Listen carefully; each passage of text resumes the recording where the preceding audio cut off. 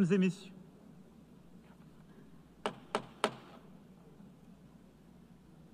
Mesdames et messieurs les chefs d'État et de gouvernement, Mesdames et messieurs les ministres, Excellence Monsieur Antonio Guterres, Monsieur le secrétaire général de l'Organisation des Nations Unies, Excellence Madame Annalena Baerbock, Madame la Présidente de l'Assemblée générale, Excellences, Mesdames et messieurs, c'est un honneur et un privilège pour moi de coprésider avec le Royaume d'Arabie Saoudite la présente conférence, conformément à la résolution 79/81 de l'Assemblée générale du 3 décembre 2024.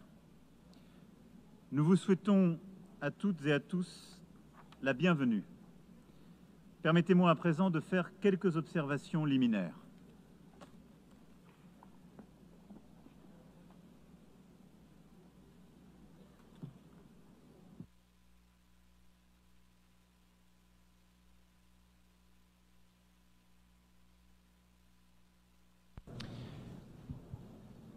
Madame la Présidente de l'Assemblée générale, Monsieur le Secrétaire général, Mesdames et Messieurs les chefs d'État et de gouvernement, Mesdames et Messieurs, nous sommes là car le temps est venu.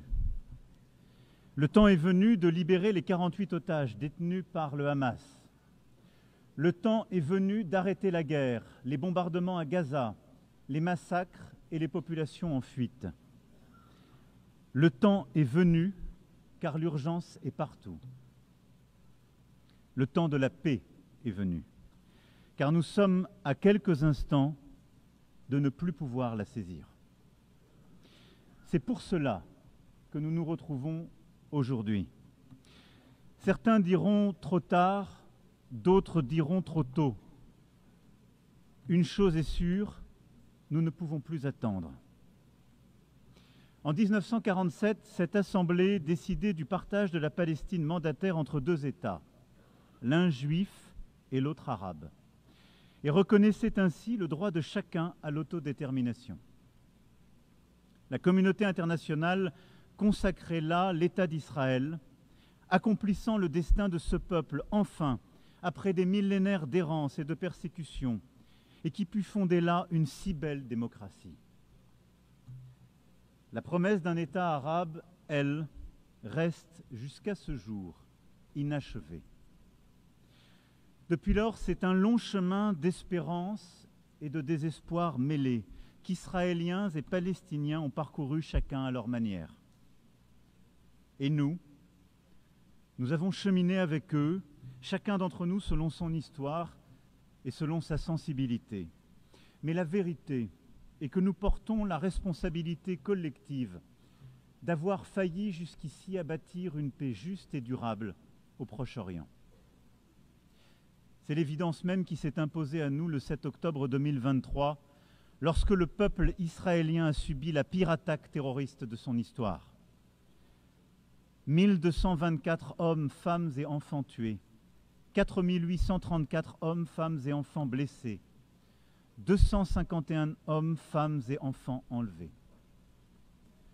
La barbarie du Hamas et de ceux qui ont collaboré à ce massacre a stupéfait Israël et le monde. Le 7 octobre est une blessure encore vive pour l'âme israélienne comme pour la conscience universelle. Nous la condamnons sans aucune nuance, car rien, jamais, nulle part, ne peut justifier de recourir au terrorisme. Nous pensons en ce jour aux victimes et à leurs familles. Nous disons notre compassion aux Israéliens et exigeons avant toute autre chose que tous les otages encore détenus par le Hamas soient libérés sans aucune condition. Nous, Français, avons rendu un hommage national à nos 51 compatriotes assassinés ce jour-là et à toutes les victimes du 7 octobre 2023. Nous ne les oublierons pas, jamais. Comme jamais, nous ne cesserons le combat existentiel contre l'antisémitisme. Français, nous savons la morsure du terrorisme. Nous portons au cœur le souvenir du témoignage de fraternité offert après les attentats commis à Paris le 7 janvier 2015 par des dizaines de dirigeants étrangers manifestant avec eux, au premier rang desquels le Premier ministre israélien et le président de l'autorité palestinienne. Nous savons qu'aucune faiblesse n'est possible face aux terroristes. Nous savons aussi le danger des guerres sans fin. Nous savons que le droit toujours doit l'emporter sur la force. Nous savons, enfin, de notre histoire, que l'attachement à l'universel et à la paix est l'héritage des siècles passés comme la condition du salut. J'affirme cela au nom de notre amitié avec Israël, à qui notre engagement n'a jamais fait défaut, au nom de notre amitié aussi avec le peuple palestinien, pour qui nous voulons que la promesse initiale des Nations Unies, celle de 2 États vivant côte à côte en paix et en sécurité, devienne réalité. Or, à cette heure, Israël étend encore ses opérations militaires à Gaza dans l'objectif déclaré de détruire le Hamas. Mais ce sont les vies de centaines de milliers de personnes déplacées, blessées, affamées, traumatisées, qui continuent d'être détruites. Alors même que le Hamas a été considérablement affaibli et que la négociation d'un cessez-le-feu durable reste le moyen le plus sûr d'obtenir la libération des otages. Rien ne justifie plus la poursuite de la guerre à Gaza. Rien. Tout commande au contraire d'y mettre un terme définitif maintenant, à défaut de l'avoir fait plus tôt, pour sauver des vies. Les vies des otages israéliens encore détenus dans des conditions atroces, les vies des centaines de milliers de civils palestiniens accablés par la faim, la souffrance, la peur de mourir, le deuil de leurs proches. Sauver toutes les vies. Car depuis désormais près de 2 ans, c'est bien la négation de l'humanité de l'autre et le sacrifice de la vie humaine qui prévalent. Oui, depuis le 7 octobre, c'est bien la vie de l'autre qui est niée. Nous le disons depuis le premier jour de la guerre à Gaza, une vie vaut une vie. Je le sais, pour avoir pris dans mes bras les familles des otages rencontrés à Tel Aviv puis à Paris. Et je pense à cet instant à la mère d'Eyatar David, otage affamé et montré à la foule par ses bourreaux. Je pense à Nimrod Cohen, otage de 19 ans dont je viens de saluer le père. Je le sais, pour être allé aussi au chevet des victimes palestiniennes des opérations militaires israéliennes, réfugiés à Al-Arish, des femmes, des enfants, dont je n'oublierai pas le regard. Je le sais, pour avoir rencontré des jeunes de Gaza accueillis en France, et je pense à Rita Baroud, qui aurait dû être avec nous aujourd'hui, et qui continue de témoigner de la détresse de ses proches à Gaza. Une vie vaut une vie. Et notre devoir à tous est de protéger les uns et les autres, devoir indivisible comme l'est notre humanité commune. Une solution existe pour briser le cycle de la guerre et de la destruction. C'est la reconnaissance de l'autre, de sa légitimité, de son humanité, de sa dignité. Que les uns et les autres rouvrent les yeux et voient des visages humains, là où la guerre a placé le masque de l'ennemi ou les traits d'une cible. C'est la reconnaissance qu'Israéliens et Palestiniens vivent dans une solitude jumelle, solitude des Israéliens après le cauchemar historique du 7 octobre 2023, solitude des Palestiniens à bout de force dans cette guerre sans fin. Le temps est venu, car le pire peut advenir. Qu'il s'agisse du sacrifice de tant d'autres civils, de l'expulsion de la population de Gaza vers l'Égypte, de l'annexion de la Cisjordanie, de la mort des otages détenus par le Hamas, ou des faits accomplis qui changent de manière irréversible la situation sur le terrain. C'est pour cela que nous devons aujourd'hui, ici même, ouvrir ce chemin de paix, car depuis juillet dernier, l'accélération des événements est terrible. Et au point où nous en sommes, il est à craindre que les accords d'Abraham ou de Camp David soient remis en cause par l'action d'Israël et que la paix devienne impossible pour longtemps au Moyen-Orient. Il pèse donc sur nous une responsabilité historique. Nous devons tout faire pour préserver la possibilité même d'une solution à deux États, Israël et la Palestine, vivant côte à côte, en paix et en sécurité. Le temps est venu. C'est pourquoi, fidèle à l'engagement historique de mon pays au Proche-Orient, pour la paix entre le peuple israélien et le peuple palestinien, je déclare que la France reconnaît aujourd'hui l'État de Palestine.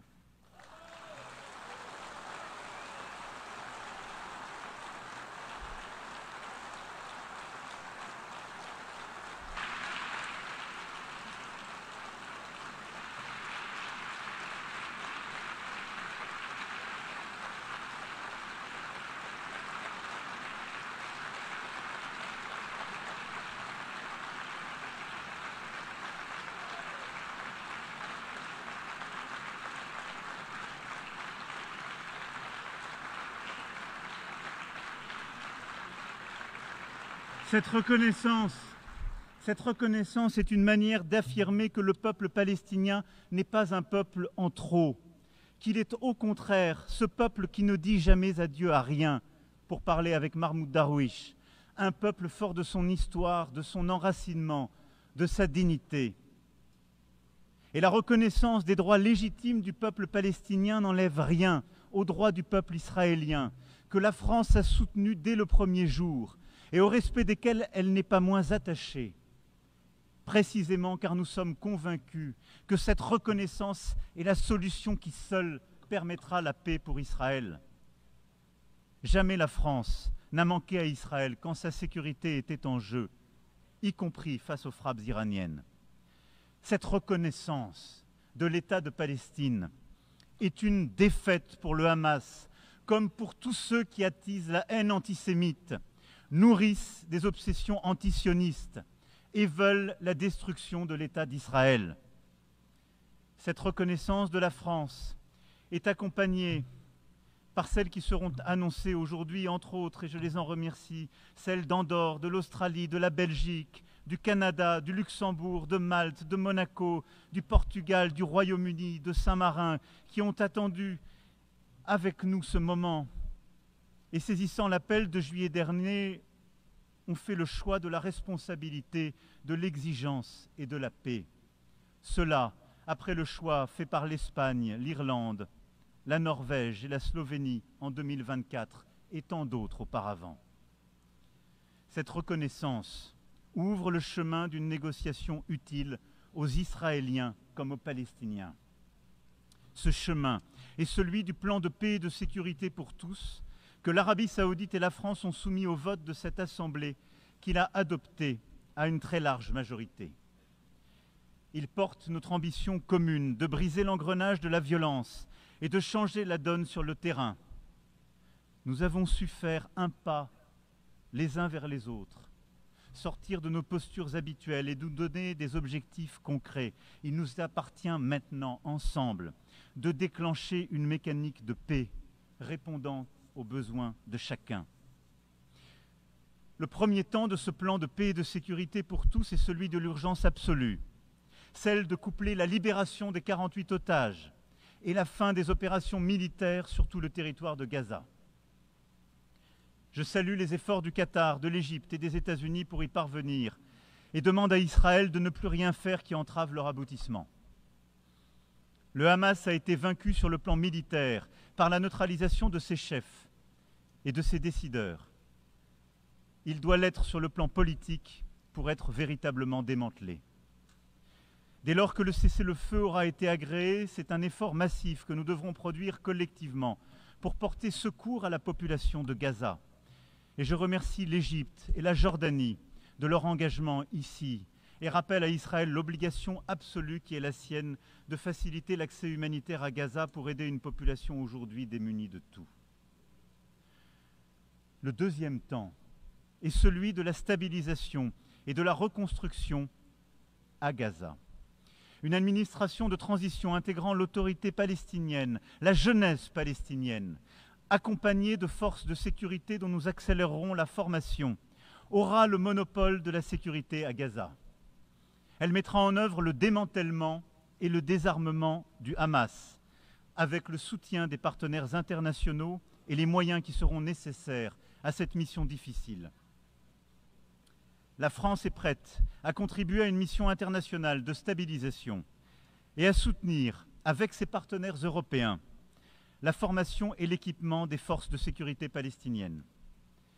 Dès lors que la négociation le permettra, le Conseil de sécurité pourra décider le déploiement d'une mission de soutien civil et sécuritaire en liaison avec les autorités palestiniennes, avec le consentement des autorités israéliennes. Il reviendra aussi à l'État de Palestine de rendre espoir à sa population éprouvée par des années de violence, d'occupation, mais aussi de division et d'incurie. Il lui reviendra donc d'offrir à son peuple un cadre d'expression démocratique renouvelé et sécurisé. Le président Mahmoud Abbas en a pris l'engagement auprès du prince Mohammed Ben Salman et de moi-même. Il a condamné avec force les attaques terroristes du 7 octobre 2023. Il a affirmé son soutien au désarmement du Hamas et s'est engagé à l'exclure de la gouvernance à venir de Gaza comme de l'ensemble du territoire palestinien. Il a affirmé son engagement à lutter contre les discours de haine et a promis une rénovation en profondeur de la gouvernance palestinienne. La France sera attentive à la pleine mise en œuvre de chacun des engagements pris auprès d'elle. Cette autorité palestinienne renouvelée est une condition nécessaire à la réussite de l'indispensable négociation qu'il faudra reprendre pour parvenir à un accord sur chacune des questions relatives au statut final. C'est dans ce cadre aussi que je pourrais décider d'établir une ambassade auprès de l'État de Palestine dès lors que tous les otages détenus à Gaza auront été libérés et qu'un cessez-le-feu aura été établi. L'exigence de la France à l'égard d'Israël ne sera pas moins grande. Avec ses partenaires européens, elle indexera le niveau de sa coopération avec lui sur les dispositions qu'il prendra pour mettre fin à la guerre et négocier la paix. C'est bien grâce à ce chemin que nous obtiendrons un État de Palestine souverain, indépendant et démilitarisé, regroupant l'ensemble de ses territoires, reconnaissant Israël et étant reconnu par Israël, dans une région qui connaîtra enfin la paix. J'attends aussi de nos partenaires arabes et musulmans, qui ne l'ont pas encore fait, qu'ils tiennent leur engagement de reconnaître l'État d'Israël et d'avoir avec lui des relations normales dès lors que l'État de Palestine aura été établi.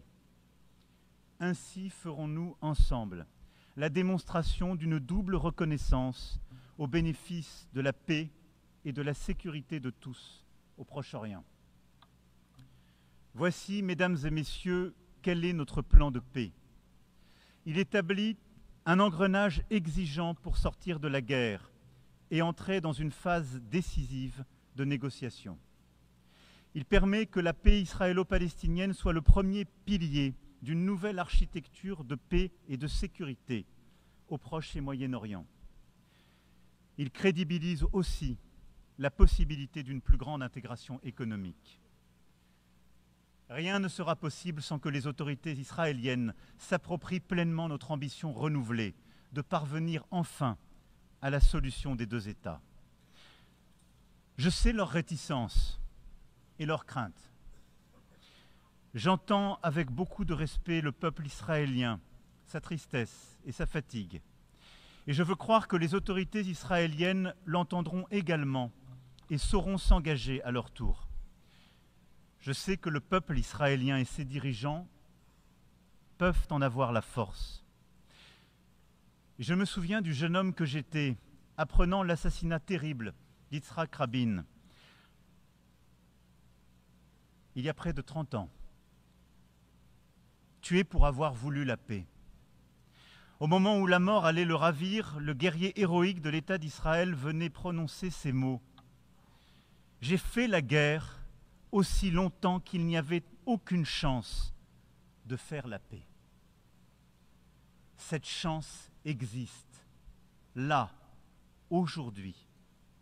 142 États proposent cette paix, main tendue, prête à être serrée. Alors oui, le temps est venu d'arrêter la guerre à Gaza, les massacres, la mort, tout de suite. L'urgence nous le commande. Le temps est venu pour Israël de vivre en paix et en sécurité, de la Galilée à la mer Rouge, par la mer Morte, par le lac de Tibériade et par Jérusalem. Le temps est venu de ne plus discuter nulle part l'existence d'un État d'Israël et d'en faire une évidence. Le temps est venu de rendre justice au peuple palestinien et ainsi de reconnaître un État de Palestine, frère et voisin, à Gaza et en Cisjordanie et par Jérusalem. Le temps est venu de chasser de ces terres le visage hideux du terrorisme et de bâtir la paix. Oui, bâtir la paix, c'est ce qui nous rassemble ici. Et telle est l'espérance qui peut se construire, alors que pour certains commence une année nouvelle. C'est un choix à faire, et c'est notre devoir. La paix est beaucoup plus exigeante, beaucoup plus difficile que toutes les guerres. Mais le temps est venu.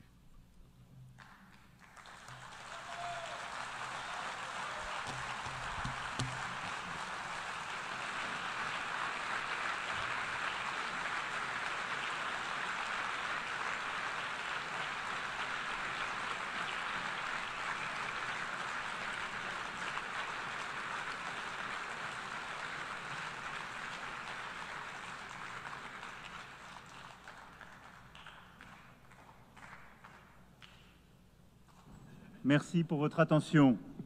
Je donne à présent la parole à Son Altesse le Prince Faisal bin Farhan Al Saoud, ministre des Affaires étrangères d'Arabie Saoudite, au nom de Son Altesse